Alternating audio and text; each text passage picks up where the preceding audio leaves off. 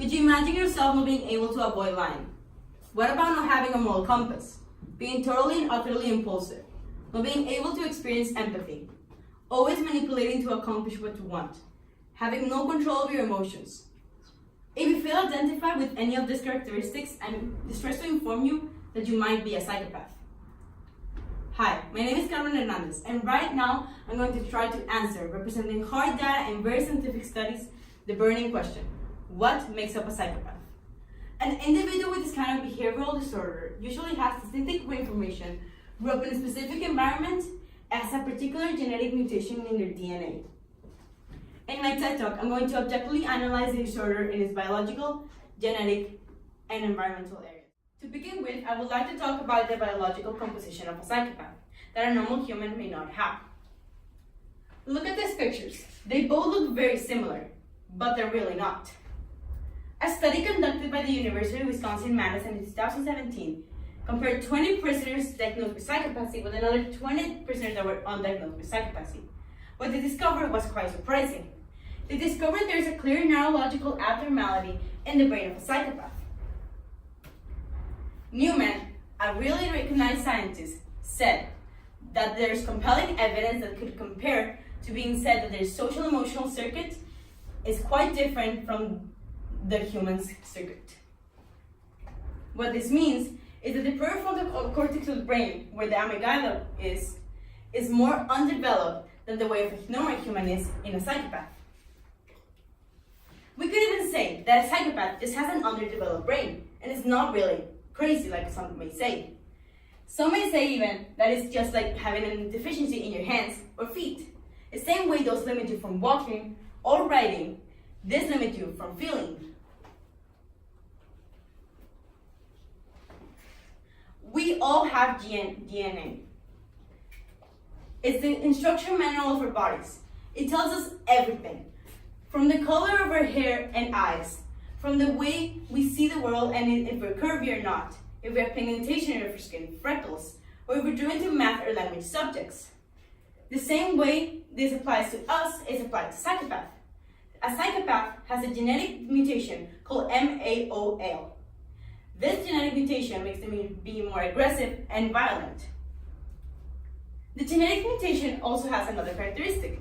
It can also be called monoamine acid, and it's more specifically like an enzyme that is in your neurons. This way, it degrades them and makes them more likely to underdevelop the area and also not transmit them, such as noradrenaline, dopamine, and serotonin. These are chemicals that manage and control your emotions. The same way those affect your brain and the composition, which clearly explains why everything is so different, it can also affect in three ways. In the first dimension being the manipulation, grandicy, and gibbleness of its condition, the second being a disposition of emotionally, and the third being a behavioral dimension of irresponsibility and impulsivity. A study conducted in 2017 by various scientists discovered by comparing twin pairs of the ages of 16 and 17 years old, we discovered that the genetic mutation could actually affect your personality, making this cause of the psychopathic personality in people, which is not being totally diagnosed, but in the same way having some characteristics or applying in some of the dimensions mentioned previously. Even though you may think genetics is the crucial part and the most important part of a psychopath, quite a dictator is the environment.